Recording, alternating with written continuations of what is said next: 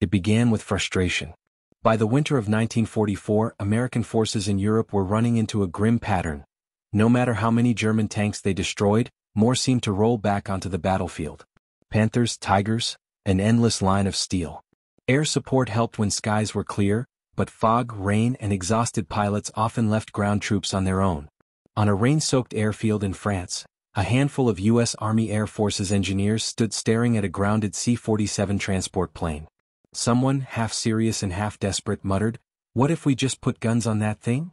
No one laughed. That offhand remark sparked one of the boldest field experiments of World War II, an attempt to transform a slow, unarmed cargo hauler into a tank-destroying gunship overnight. This wasn't about protocol anymore. It was about survival and raw ingenuity. The C-47 Spectre had never been designed for combat. It was a workhorse, the plane that dropped paratroopers over Normandy, delivered supplies to Bastogne, and carried the wounded out of battle zones. Its thin aluminum skin and unarmored frame weren't meant to take hits, and its twin engines were built for endurance, not attack runs. But as the Allied advance pressed deeper into Europe, engineers realized they couldn't wait for new aircraft from factories back home. They had to improvise with what sat right in front of them. Reports from the front spoke of infantry trapped by enemy armor in fog-covered towns. Fighters like the P-47 Thunderbolt or Typhoon couldn't always make it through the weather in time. So the ground crews began to wonder, could their cargo planes fill the gap? They already had range, payload, and durability. With the right firepower, maybe, just maybe, these flying trucks could deliver enough destruction to turn the tide of a battle. And so, one freezing night in France, desperation and creativity met on the airstrip, and history was about to witness one of the strangest experiments in aerial warfare. By December 1944, in a muddy forward air depot somewhere in France, a handful of engineers began tearing AC-47 Spectre down to its bones. Seats were ripped out, floor panels stripped, and makeshift armor plates welded onto its frame. They scavenged a 75mm M4 cannon, the same one used on Sherman tanks, and somehow mounted it through the plane's nose. Others experimented with rocket tubes salvaged from P-38 Lightnings. It was chaotic, unauthorized, and more than a little insane, but wartime innovation doesn't wait for permission. Word spread fast across nearby airfields. The boys in the hangar were building a monster. Most pilots laughed, until they saw it. The once humble transport rolled out painted black, its nose split open by a cannon barrel. Someone called it the Dragon Wagon. Others dubbed it the Sky Reaper. The first test shots nearly tore the plane apart. The recoil shook the hangar, splitting metal seams and buckling the nose. Mechanics worked through the night, scavenging steel beams from wrecked jeeps to reinforce the frame, recalibrating controls, tweaking the engines and trying again. The second test held. The C-47, once a cargo carrier, had fired its cannon without falling from the sky. They'd just created the first flying artillery platform. Commanders were skeptical but curious. "Run one mission," they said. "If it works, we'll see." The engineers didn't sleep that night. They knew what was at stake. This could be a miracle or a death trap. By dawn, the impossible was ready to take off. Cargo planes were never built to fight wars, they were built to feed them. The C-47 Spectre, or Dakota to the British, had been designed in the 1930s for a single purpose: to carry people and supplies safely from one place to another. It had no armor, no gun mounts, and no business flying into combat. To grasp how insane this idea was, compare it to real attack aircraft. The A-20 Havoc was sleek and armed to the teeth, with bombs under its belly and machine guns in the nose. The P-47 Thunderbolt was a flying powerhouse. Fast, durable, and deadly, able to dive in, strike, and climb out before enemy fire could touch it. Then there was the C-47, big, slow, and unarmored, an airborne truck lumbering through the sky at barely 230 miles per hour, half the speed of a fighter. Against a German Bf-109 or FW-190, it was a flying target. And yet, the Americans had more C-47s than any other plane. So the engineers asked themselves, why not repurpose the one thing they had plenty of, and turn it into something no one saw coming? It started with abundance and desperation. The concept wasn't entirely new. Earlier in the war, the British had improvised bombers by converting transport planes into makeshift strike aircraft during the Lean campaigns in North Africa. In the Pacific, American pilots had experimented with slow, rocket-armed planes to attack Japanese supply barges. But Europe was a different beast. This front didn't need strafing runs, it needed something that could punch straight through tank armor. So, The engineers began studying the C-47 like surgeons prepping for a dangerous operation. The airframe could handle the extra weight, just barely. Every addition meant a sacrifice. A cannon up front required removing fuel tanks elsewhere. They cut holes through the nose to fit the gun, rewired the cockpit and reassigned the co-pilot as the gunner. It was raw, fearless improvisation. Inside the hangar, tension crackled between pilots and mechanics. The pilots had flown these same C-47s through flak-filled skies over Arnhem and Normandy. They knew how fragile they were. "You're turning my taxi into a fighter," one joked, half nervous, half proud. The engineers smirked back, "Only if it survives takeoff." What made the C-47 such a tempting candidate wasn't just that there were so many of them, it was how steady they flew. The aircraft's natural stability made it perfect for accurate gunnery, especially when firing something as heavy as a 75mm M4 shell. And while it lacked armor, it could carry far under the harsh glare of floodlights. Tools clanged and wrenches echoed against corrugated steel walls. The hangar was alive with noise and urgency. The engineers had one simple order from their commanding officer: if it flies and it shoots, it's good enough. No manuals. No blueprints. Just instinct, adrenaline, and desperation.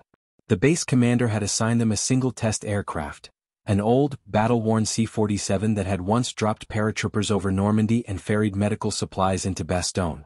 Now, stripped to its frame, it sat in the center of the hangar like a patient awaiting surgery. Floor plates were removed, cargo doors unbolted, and seats piled in a corner. Every inch of the fuselage was measured, remeasured, and measured again. The heart of the transformation was a 75mm M4 cannon, the same weapon that armed Sherman tanks. Mounting it inside an airplane was madness. The first challenge was recoil. Firing that gun in midair could tear the nose clean off. To counter it, engineers scavenged armor plates from wrecked vehicles and welded them across the front fuselage. One wrong spark could melt through the aluminum skin. There was no room for error. The cannon was mounted low and dead center, perfectly balanced along the aircraft's center of gravity. Recoil dampers cannibalized from crashed B-25 Mitchells were bolted in and modified on the spot. Then came the next problem: ammunition. Each shell weighed more than 15 pounds and dozens were needed. The crew gutted the cabin, built custom ammo racks, and rigged a crude mechanical feed system by hand. Someone laughed and said they were turning the C-47 into a flying Sherman with wings. Another joked, "If this thing fires more than once without falling apart, drinks are on me for life." As sparks flew and metal groaned, pilots wandered through the hangar, half amused, half horrified. Lieutenant Jack Ellison of the 439th Troop Carrier Group later recalled the first time he saw the cannon jutting from the plane's nose. He just stared and asked, "You sure that thing's not going to shoot me out of the sky?" "Sky," the pilot whispered. The engineers only smiled. "Only if you pull the trigger too hard." Then came the electrical nightmare. The cannon's firing circuit had to be rerouted through cockpit switches never meant for that load. They jury-rigged a trigger to the co-pilot's control column with spare radio cable and aircraft batteries. For the first test they used a dummy round. The first pull sent sparks across the panel. The second pulled clean. By dawn the hangar smelled of oil and ozone. The men stood back and stared at what they'd made. The C-47's once sleek nose had become a blunt, armored snout with a cannon barrel jutting out like a shark's jaw. Side doors were fitted with crude Browning .50 cal mounts. Under each wing, stubby rails held rocket tubes scavenged from a wrecked P-38 Lightning. Nobody could believe it had been finished in under 12 hours. When the base commander walked in, he simply stared and said, "You actually did it." He ordered an immediate test flight. No ceremony, no cameras, just proof. The plane rumbled down the runway, engines working harder under the added weight. "Godspeed, you mad bastard," muttered a mechanic as it lifted off. At 2,000 feet the crew loaded a live shell. The pilot leveled, aimed at a wrecked truck on the range and called, "Firing one." The cannon kicked. The nose lurched violently but the skitran held together. Seconds later the target vanished in a burst of orange and dust. Ground crews cheered, the impossible had flown and fired. Telegrams buzzed through command that evening. Prototype successful, potential close air support application. Nobody yet realized this reckless overnight project had planted the seed for a new kind of aircraft, the airborne gunship. The machine quickly earned nicknames. Soldiers called it the Cannon Express. Pilots preferred the grimmer, single-word Sky Reaper. It wasn't on any official roster, but everyone knew what it was: a cargo plane turned tank killer. The engineers had borrowed the idea from an earlier American experiment, the B-25H Mitchell, which had carried a 75mm M4 cannon and proven that such firepower could be brought to bear from the air. But mounting that same concept on a lumbering transport was a leap into the unknown. The first functional prototype used a slightly shortened M4 to reduce recoil stress, a small, crucial concession that made the rest possible. It was a two-man operation. The pilot lined up the target while the co-pilot handled the trigger and reloaded by hand. Each shell weighed 15 pounds, solid steel slugs that had to be fed one at a time through the cramped nose compartment where oxygen lines once ran. Every shot made the whole airframe shudder, bolts rattling, tools clanging loose in the cabin. Under its wings, engineers had mounted clusters of M8 rocket tubes, 8 on each side. The concept was simple: the cannon for armor, the rockets for columns. All told, the Sky Reaper carried nearly 1,000 pounds of ordnance. It wasn't fast, but when it struck, it hit like a thunderclap. Its first real test came in early January 1945, somewhere above the snow-covered forests of the Ardennes. A small German armored column was spotted creeping along a frozen road near Houffalize. Fog blanketed the valley, fast fighters couldn't see a thing. But the converted C-47 could fly low and slow, hugging the mist. The Sky Reaper appeared out of the haze without warning. The first cannon blast echoed through the valley and tore a half-track apart. The co-pilot scrambled to reload, and seconds later another shot rang out, another direct hit. On the ground, German troops scattered, unsure what kind of aircraft was attacking them. What made this gunship so deadly wasn't just its firepower, it was its endurance. Fighters had to dive in and pull away before anti-air fire locked on. The Sky Reaper could linger for hours, circling, waiting, picking targets off one by one. Its greatest weakness, speed, had become its advantage. Word spread fast: cargo plane kills tanks, one radio operator reported in disbelief. Commanders dismissed it at first, until reconnaissance confirmed the wrecks exactly where the gunship's crew claimed. Suddenly, everyone wanted a Sky Reaper or at least something like it. By February, more C-47s were quietly pulled from transport duty and rebuilt for the same experimental purpose. Some were fitted with twin 37mm autocannons instead of a single 75. Others added side-mounted .50 caliber guns for suppression. One crew even tested a downward-firing mount to strike tanks from above, like a slow, airborne Stuka. It was far from perfect. The recoil warped the nose after every mission and repairs became routine. The aiming system was nothing more than a grease pencil mark on the windshield. But despite its rough edges, it worked, and each mission built confidence. What had started as an act of desperation was quickly becoming something else, a tactical revelation. The engineers realized they weren't just improvising anymore. They were inventing a new kind of warfare.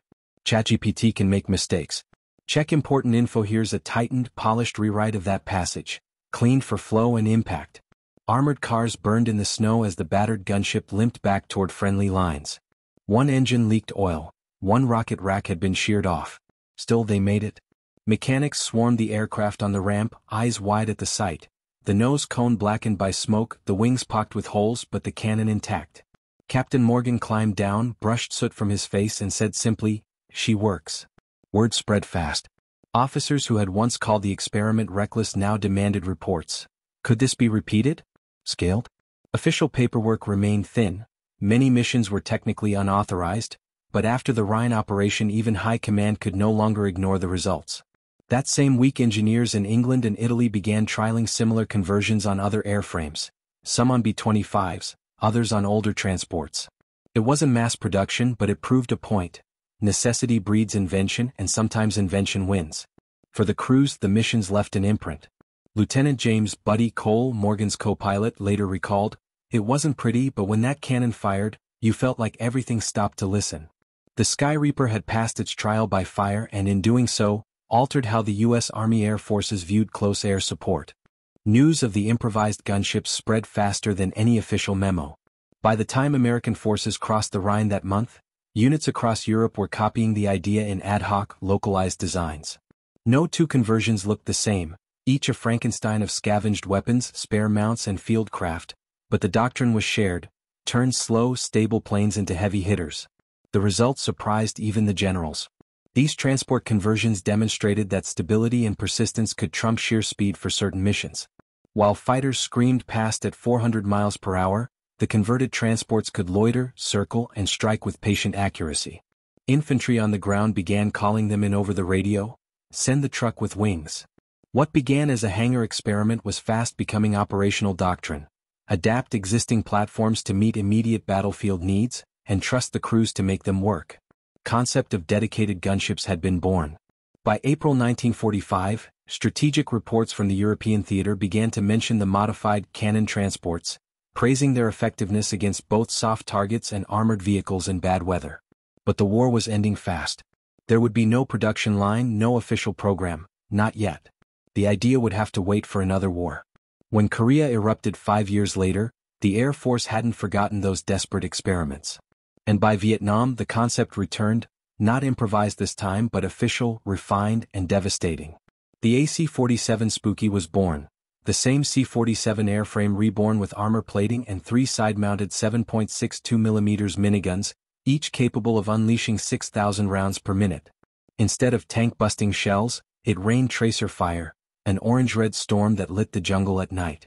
Troops on the ground called it Puff the Magic Dragon. Its lineage led straight back to those muddy hangars in France. The Air Force continued refining the idea, first with the AC-119, then with the AC-130 Spectre, the ultimate evolution of that improvised dream. Now armed with side-firing howitzers, autocannons and computer-guided targeting systems, it could loiter for hours and deliver pinpoint destruction. Every stage, from that first hacked-together C-47 to the multimillion-dollar Spectre, carried the same DNA: slow, steady, devastating firepower. Historians later uncovered fragments of the original documentation, handwritten field reports, scrawled maintenance notes. One memo from February 1945 read simply, "Converted transport used in ground assault role. Cannon effective. Recommend further testing." That dry bureaucratic line might be the quiet birth certificate of the modern gunship. What makes the story remarkable is how unofficial it all was. There was no Project Sky Reaper in the archives, no classified order from headquarters. Just soldiers and engineers who saw a gap, no close air support, and decided to fill it with whatever they could weld together. It was pure improvisation, born of pressure and necessity. And the lesson endured. Speed isn't everything. Sometimes the slow, stable, and reliable platform, properly armed, dominates the battlefield in ways no sleek fighter ever could. Decades later, as AC-130s thundered over Afghanistan and Iraq, many airmen quietly revived the old nickname, Sky Reaper, a tribute to that muddy hangar in France where it all began. When the war ended in May 1945, those improvised gunships were quietly dismantled and melted down into transport parts. No medals, no fanfare. Just silence. But the men who built and flew them never forgot. The sparks, the recoil, the fear that the next shot might rip the plane apart. They weren't designers or inventors, just young mechanics and pilots armed with wrenches, intuition, and too much courage. In their logbooks, the legacy lived on, proof that under fire, necessity doesn't just inspire invention. It redefines what's possible. ChatGPT can make M.